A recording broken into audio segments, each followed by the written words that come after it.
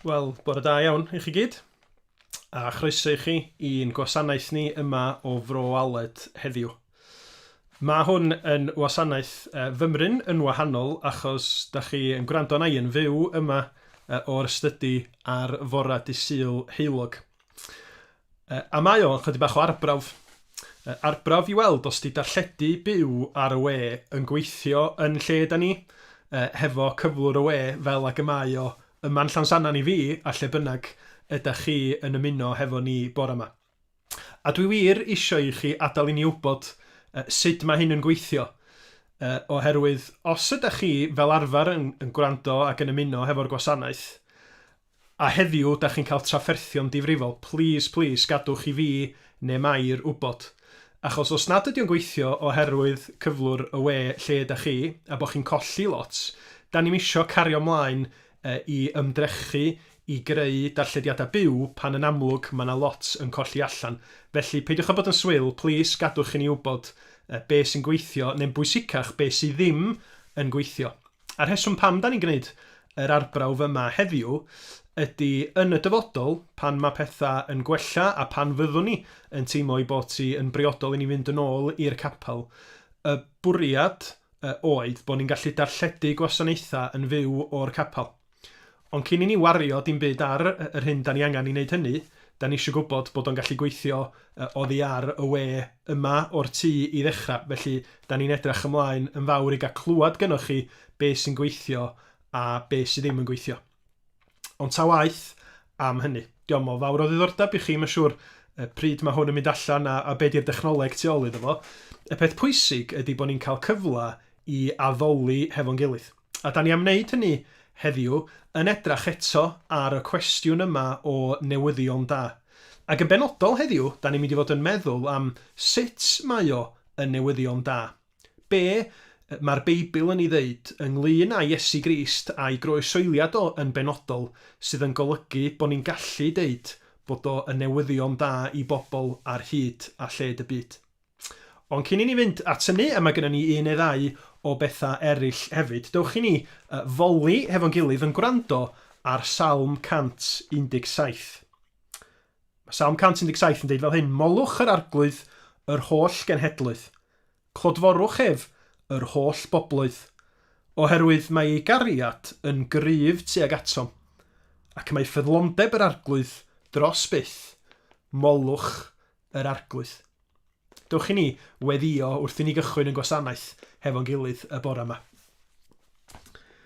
O Dduw ein Tad, da ni yn diolch i ti am dy gariad, y cariad cryf hwnnw tuag ata ni ac sydd wedi ddangos mor eglur yn Iesu Grist. Diolch dy fod ti yn ffyddlon o dragwyddoldeb i dragwyddoldeb tuag at yr rhai sy'n dy garu di. Ac wrth i ni addoli, wrth i ni droi at dair di bore yma, da ni'n gofyn ar ei ti ysbryd glân o leio llygad yn calon ni. I'n helpu ni weld dogoniant di, hyfrydwch person Iesu Grist, a gweld be di'r gobaith yr etifeddiaeth sydd na i bawb sydd yn ymddiried yn Iesu Grist. Arglwydd, gnad y waith ynom ni, arglwydd, cynydda'r cariad yna yn eneidia ni tuag ata ti fel tad mab ag ysbryd glân. Arwain y cyfan, eneinia ni felly, wrth i ni ofyn dy fendith di, gofyn dy faddeuant di, yn enw ac yn heiddiant Iesu Grist. Amen. Da ni am fynd at yn emyn. Emyn sydd yn llyfr Caneuon Ffydd, ond ar dôn chydig bach yn wahanol. Ac mae'r gan yn dod oddi wrth CD emyna mawl Bro Aled ddaru ni wneud chydig flynyddoedd yn ôl, a sydd wedi dod i mewn yn eithriadol o handi dros y cyfnod dwytha yma. Felly diolch i bawb fi oedd yn rhan o gynhyrchu y CD hwnnw. 563 ydy rhif yr emyn. I Dduw bo'r gogoniant fe wnaeth bethau mawr, rhoi fab o'i fawr gariad dros holl deulu'r llawr.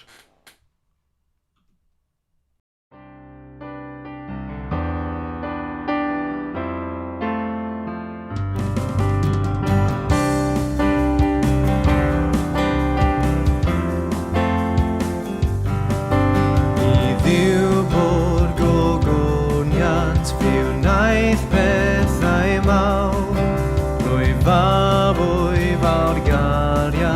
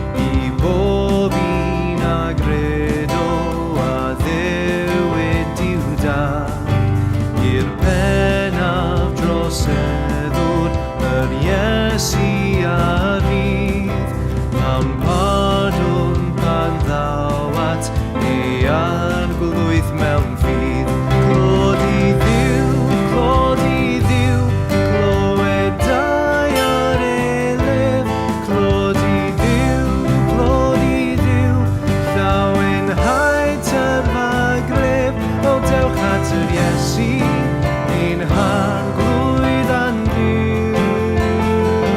Roch iddo'r gogoniant trwy'r Iesu cawn byw.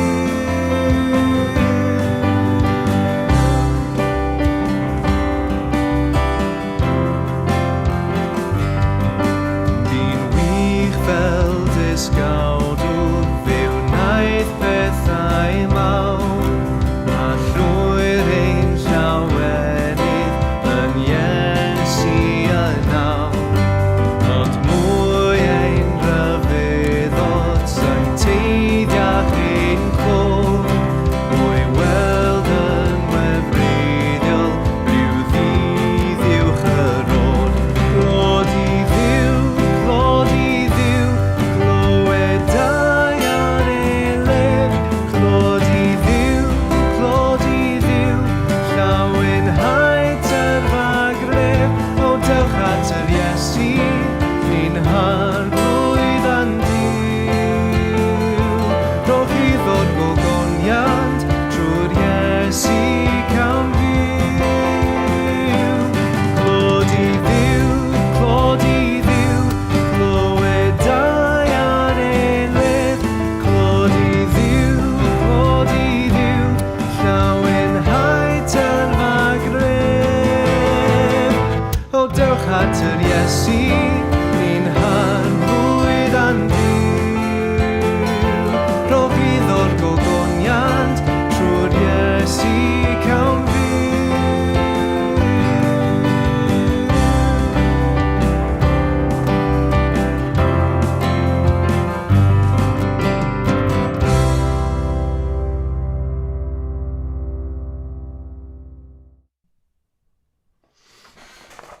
Wel, diolch am gael moli a rhoi clod i Dduw am yr hyn mae o di wneud. Da ni'n byw mewn cyfnod pryderus parhau i wneud yn dydan. Yn clywed y newyddion ynglyn â cyfyngiadau cynyddol yn dod. Erbyn heno, dwi'n meddwl, mi fydd hanner poblogaeth Cymru dan gyfyngiadau eto oherwydd yr haint. Ond mae yna dueddiad wrth i ni bryderu am yr hyn sydd yn digwydd, i ni ganolbwyntio na ni'n hunin ar hyn sydd yn digwydd yn lleol yn unig, heb sylweddoli bod y pandemig yn un ar draws y byd yn fyd-eang a pobl lawer yn diodda mewn ffyrdd gwahanol. Ac mwyn yn helpu ni i ystyried yr hyn sy'n digwydd ar draws y byd bore yma, da ni'n mynd i neidio i ben arall Llansannan i ddechrau. A da ni'n mynd i gael gair bach gan Aneirin ynglyn â sut mae Mizoram wedi cael ei effeithio gan yr haint coronavirus. A wedyn mi fyddwn ni'n cael clipiau bach, mi fyddwn ni fel tai yn neidio i'r Indiau hun, yn cael clip bach o be maen nhw wedi gynhyrchu yn Mizoram, sy'n mynd i helpu ni i weld be ddigwyddodd yn sgil ymweliad Aneirin ar Mizoram gychwyn mis Mawrth, dwi'n meddwl. Felly dyma ni Aneirin, a mi gewch chi weld y delyn gafodd i rhoi iddyn nhw yn Mizoram pan ymwelodd Aneirin hefyd. Wel, fel mae Rhodri wedi sôn, un o'r pethau pwysig i ni wneud, mae'n siŵr yn y cyfnod yma, ydy edrych allan i gyfeiriadau eraill yn y byd i weld sut mae arni ar bobl eraill. Ac un o'r cysylltiadau mawr sydd ganddo ni fel bro ydy efo Mizoram. Mae'r sefyllfa Mizoram yn rhyfeddol o dda. Mae yna rhyw 1,700 o achosion erbyn hyn o boblogaeth o dros filiwn. Ac mae'n hanner nhw, dros 1,000 wedi cael gwellad o'r clefyd. Ac mae'r gweddill wrth gwrs mewn triniaeth ar hyn o bryd. Does na ddim un marwolaeth wedi bod, diolch i'r arglwydd am hynny. Ac felly mae'r sefyllfa wedi lliniaru dipyn yno o'i gymharu ag yma. Da ni'n ddiolchgar am bob gofal sydd drostyn nhw wrth gwrs ac yn gweddio drostyn nhw fel maen nhw'n gweddio drostan ni. Wan, falle bod rhain o'ch chi'n cofio Zodini a Dr Chama yn dod i'n gweld ni yn y fro. Mae'r ddau'n weithgar iawn yn ysbyty Dwrt Lang ac mae nhw dau wedi cael prawf positif ac maen nhw yn dymuno bod ni yn cofio amdanyn nhw ac yn gweddio drostyn nhw. Felly dwi'n siŵr bod nhw yn gwerthfawrogi yn gweddio ni os nhw'n ni gofio amdanyn nhw yn gweddio a phawb arall wrth gwrs sydd wedi heintio draw yna. Mae'n bleser hefyd cael deud bod delyn ar waith y Mizoram. Dyma chi fideo bach dwi wedi gael yn ddiweddar ganddyn nhw o ddyn o'r enw Laltea sydd yn athro cerdd yn y brifysgol. Mae o wedi dysgu defnyddio'r delyn i ryw raddau felly hyd yma, ac mae o wedi'w ymgorffori hi mewn fideo cerddorol o emyn sydd i'w gweld hefyd yn nes ymlaen os da chi'n dymuno. Felly mwynhewch a diolch i chi eto am eich cefnogaeth i'n cyfeillion am brodyr y chwiorydd yng Nghrys draw y Mizoram.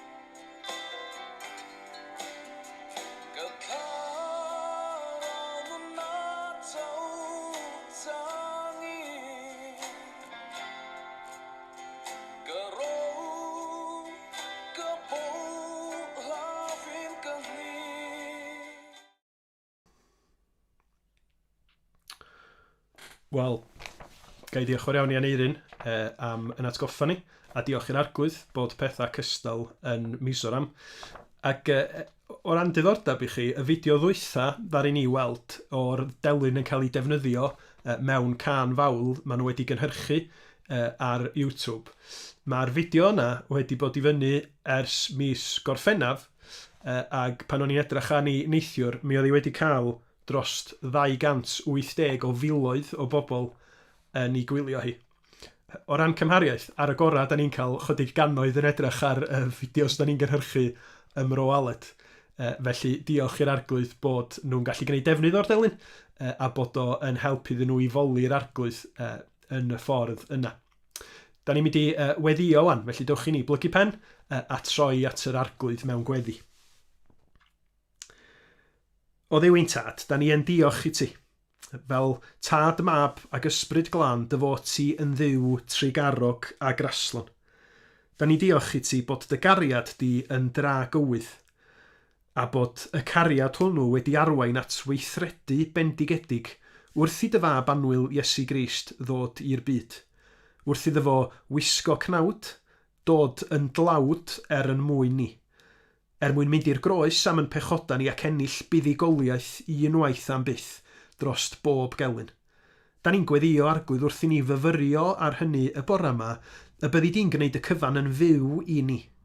Os ydyn ni'n ansicr, os ydyn ni'n pryderu, da ni'n gweddio byddi di ysbryd glân yn atynu ni at Iesu Grist i brofi o'i weinidogaeth arbennig o trwy'r ysbryd glân.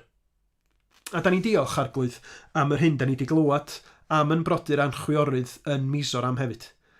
Arglwydd, da ni'n diolch am yr gwasanaeth iechyd sydd yn rhoi triniaeth iddyn nhw'na, a da ni'n gweddio'n benodol am yr rhai sydd yn cael triniaeth ac yn wael ar hyn o bryd. Da ni'n cyflwyno Chama a Zodini i ti, rhai sydd wedi bod yma ym Mro Aled yn y gorffennol. Da ni'n gweddio bydd dy gynhaliaeth di yn amlwg iddyn nhw.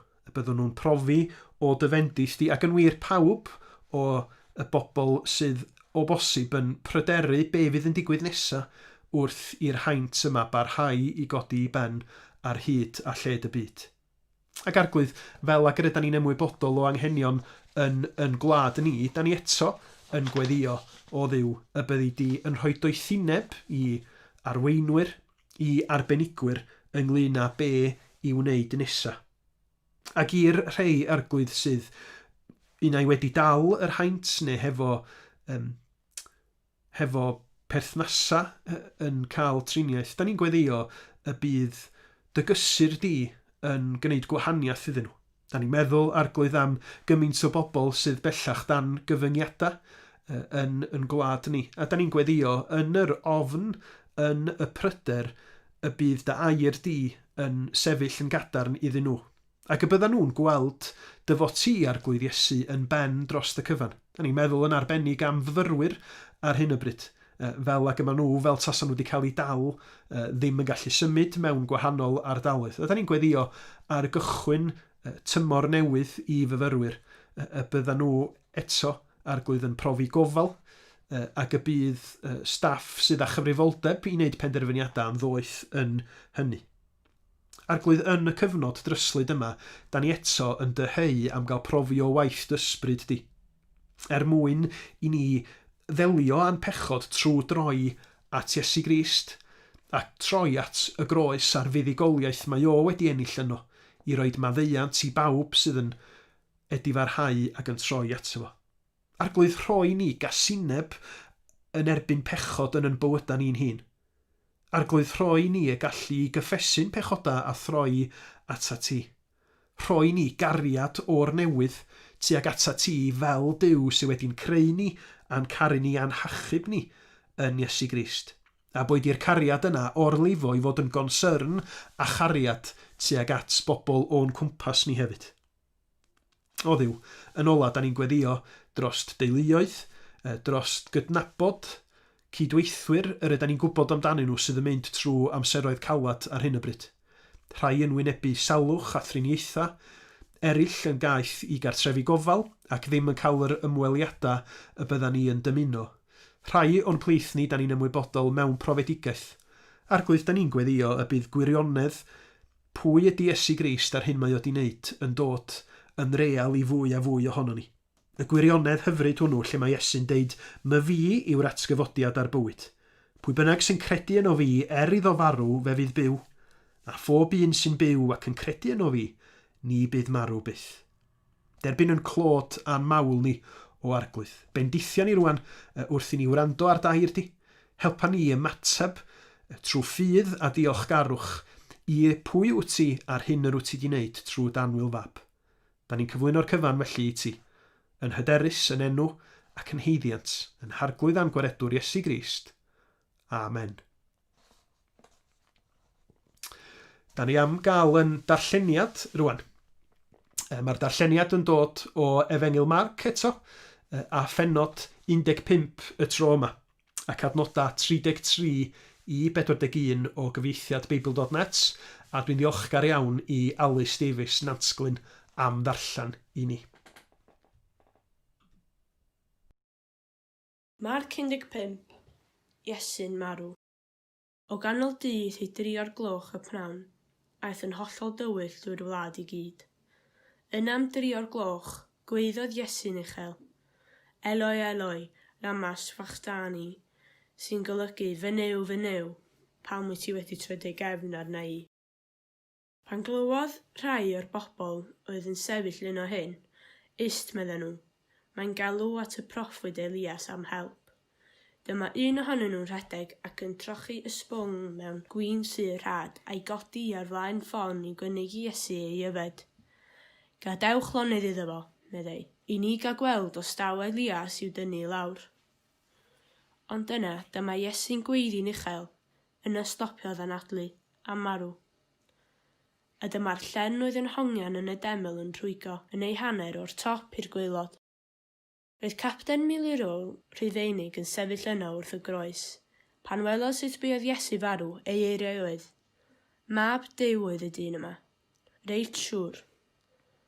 Roedd nifer o wragedd hefyd yn sefyll yn gwylio beth oedd yn digwydd o bell, gan gynnwys Mair Magdalen, Mair mam Iago bach a Joses, a hefyd Salom. Roedd nhw wedi bod yn dilyn Iesu gwmpas Galilea gan wneud yn siŵr fod ganddo bob peth roedd ei angen.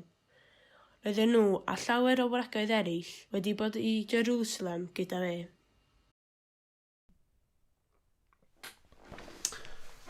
Diolch chi alus am y darlleniad yna.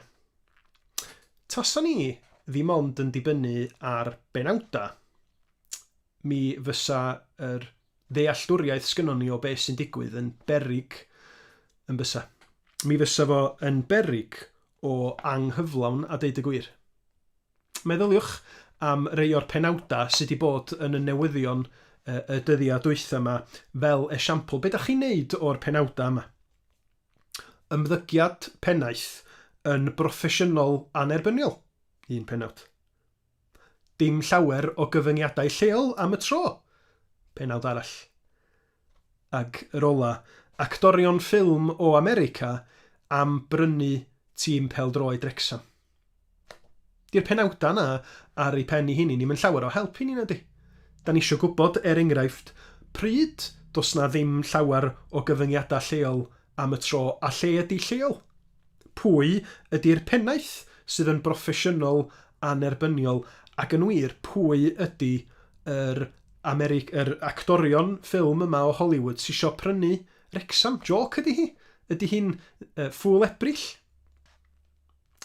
Ond mae'r un egwyddor yn wir pan ydyn ni'n ystyried newyddion da y Beibl hefyd. Mae yna reswm da pam bod y Beibl yn cynnwys gymaint o dudalena. Tasa chi'n darllen y Beibl am y tro cyntaf un ac yn cychwyn ar y dechrau yn Genesis, mi fysach chi'n cael dipyn o fraw yn bysach. Mae'r Hen Testament yn cyflwyno ni i'r Duw sydd wedi creu popeth, a mae pethau mynd yn smonach yn sydyn iawn.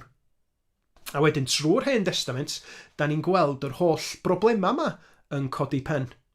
Ymhlith pobl ac yn effeithio ar y greadigaeth. Yn yr Hen Testament hefyd, da ni'n gweld Duw yn ymyrryd a Duw yn rhoi addewid y bysa fo yn adfer popeth i'w bobl o ac yn creu adferiad i'r greadigaeth hefyd yn y pen draw. Ac ymlaen wedyn i'r Testament Newydd, a da ni'n gweld cyflawniad Duw o'r addewid hwnnw. Sut mae Duw yn gwneud pob peth yn iawn trwy fab annwyl Iesu, y Meseia.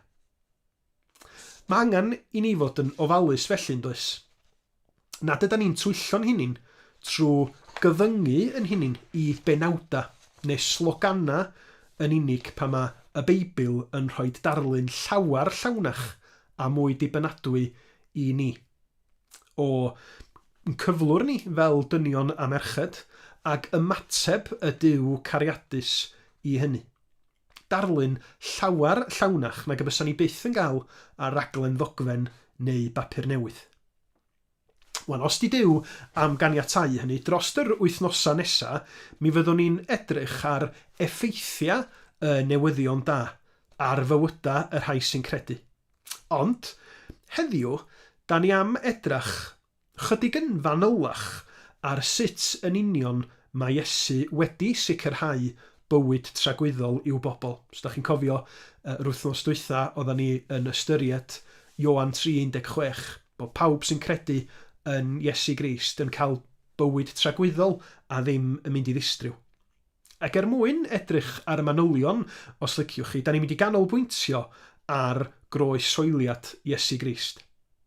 Dyma ddigwyddiad sy'n hollol ganolog i'r ffydd Gristnogaeth, i'r ffydd Gristnogol, ac wrth i ni edrach eto, mi fydd o'n helpu ni ddallt sut y daeth marwolaeth y person gora i droedio'r ddeiar yma erioed, yr un di-bechod mab Duw, sut y daeth i farwolaeth o yn sylfaen newyddion da Cristnogaeth i bob oes ac ar draws bob cyfandir. Da ni am edrach felly ar yr adran a gafodd ei darllan yn gynharach o 15 benod Efengil Marc, y disgrifiad o Iesu yn marw ar y groes. Ac wrth i ni wneud hynny, dwi eisiau tynnu'ch sylw chi at ddau beth yn arbennig. Yn gynta, geiriau Iesu Grist ar y groes, pan mae o'n deud Eloi, Eloi, lema sabachthani mewn Aramaeg. Hynny di, fy niw, pam rwy ti wedi troi dy gefn arna i yn adnod 34.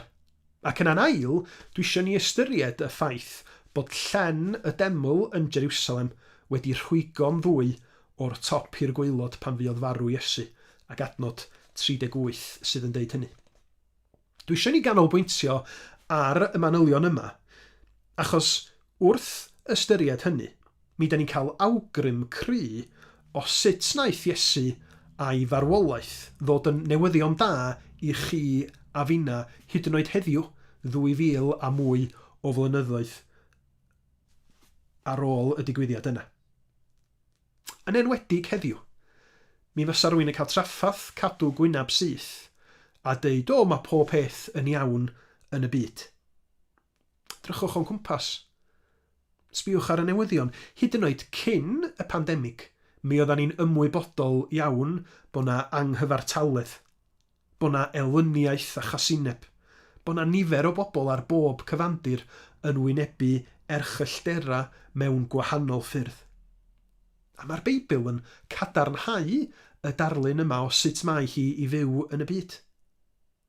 Mae'r Beibl, a deud y gwir, yn cyfadda bod na rhywbeth yn amlwg o anghywir am yn byd ni.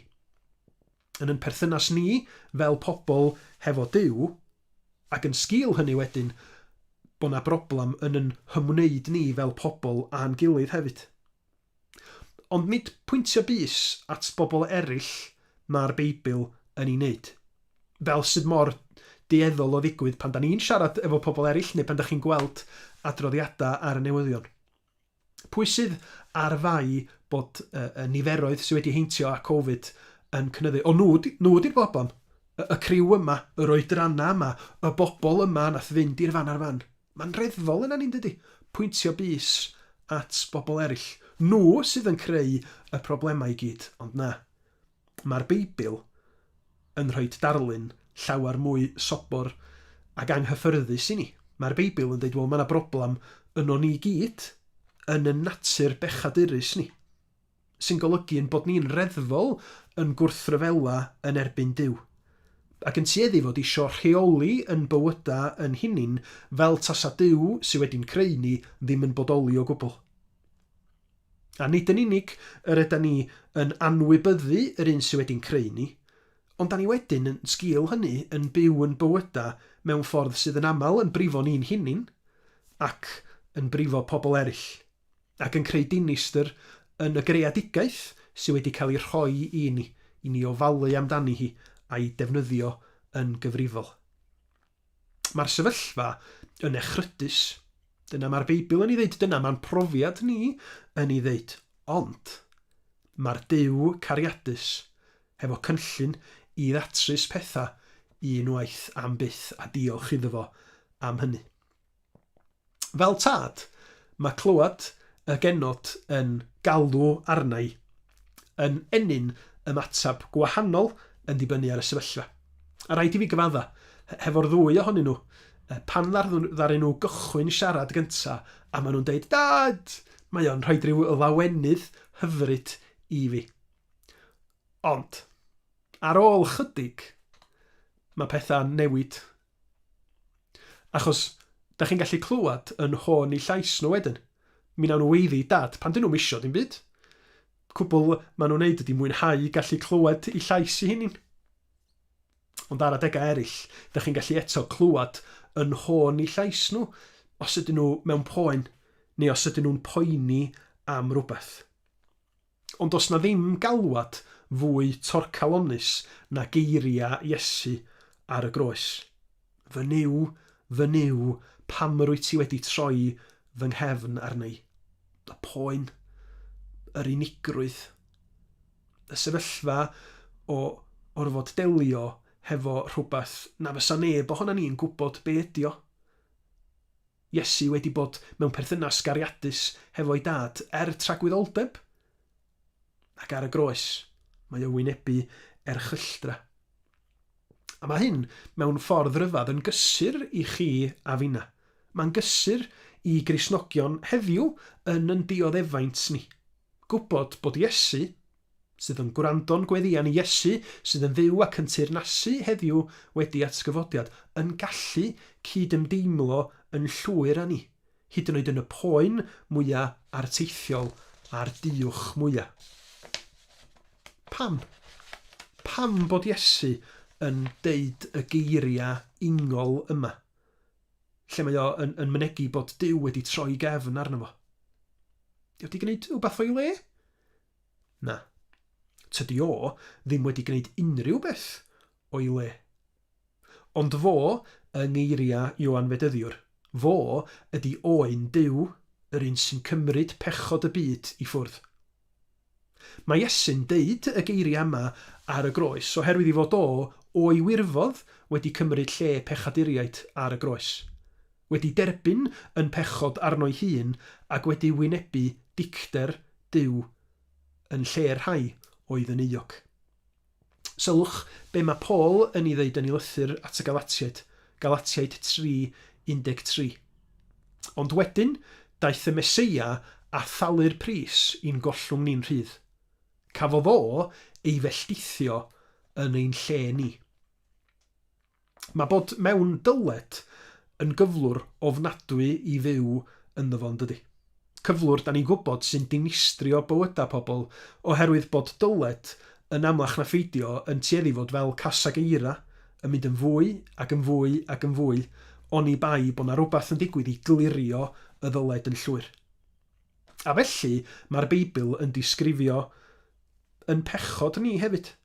Dyled nad yda ni byth yn gallu gwneud yn iawn amdani ac sy'n gwmwl uwch yn penna ni trwy'r amser. Tan mae yna rhywun yn dod I dalu'r pris ar yn rhan ni.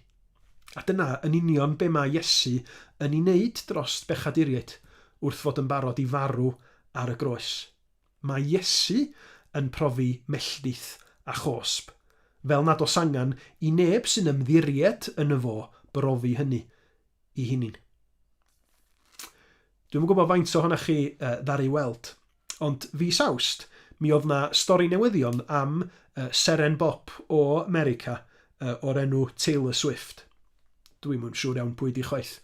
Gofynnwch i'ch perthnasa iau os da chi eisiau gwybod pwy ydy hi. Ond mae hi'n enw mawr, dwi'n meddwl. Mi o'na stori am Taylor Swift I bod hi wedi cyfrannu'n hael tuag at apel hogan ifanc o Lundan oedd yn trio codi pres I fynd I brifysgol.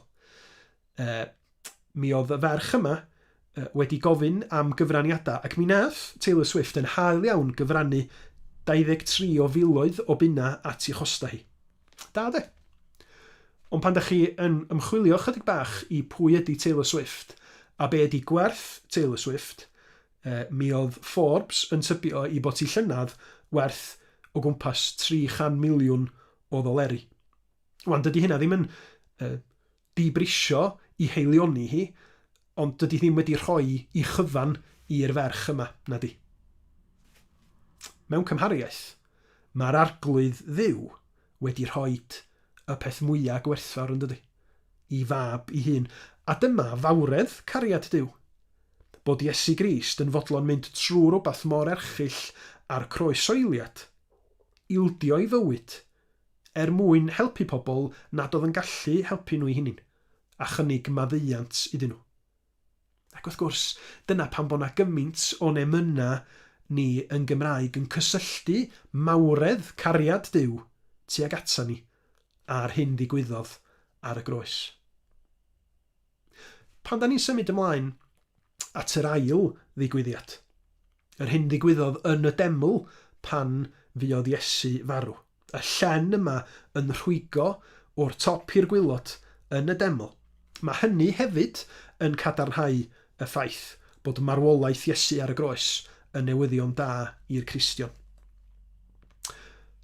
Os da chi'n gyrru, ac os ydych chi wedi bod ar ffordd ddeuol fel yr A55, yn aml iawn mi welwch chi gonau côns yn cael ei roed ar un o'r lonydd mwyn dangos rhywbeth. Y pwynt ydy, mae'r côns yna I fod yn arwydd clir I bawb sydd ar y ffordd bod na waith ffordd yn mynd I ddigwydd yn yr ardal yna rhywbryd. Wan, os da chi'n gall, da chi'n osgoi'r côns, ond mae o'n arwydd I bawb bod na rhywbeth yn mynd I ddigwydd yn fanno rhywbryd. Yn yr un ffordd, roedd y llen yn y deml yn dangos rhywbeth pwysig i'r bobl. Mi oedd y llen yma yn anfarth ac yn drwchus. mwyn gwahaniaethu rhwng y Duw sanctaidd cyfiawn a ffyr a phobl bechadurus. Dyma'r llen oedd yn atal yr offeiriad rhag mynd i'r lle mwyaf sanctaidd yn y deml, at bresenoldeb symbolaidd Duw ar y ddaear. A dim ond unwaith y flwyddyn yr oedden nhw'n cael mynd i mewn yno mwyn cynnig aberth ar ran y bobl. Ac felly, fel yma diffyg cons ar yr A55 yn arwydd bod y gwaith ffordd drosodd, wrth i'r llan yn y deml gael ei rhwygo o'r top i'r gwaelod. Dyna chi arwydd clir bod yr hyn oedd yn stopio ni fel pechaduriaid rhag dod at Dduw wedi cael ei symud o'r neilltu gan Dduw ei hun. Nid pobl nath wneud yr higo, oedd o'n weithred o'r uwch naturiol. Ac oherwydd marwolaeth Iesu, bod perthynas hefo'r arglwydd ar gael i bawb sy'n bellach yn ymddiried yng Nghrist. A dyna ddylia gael ei gyhoeddi heddiw ar draws bob cyfandir.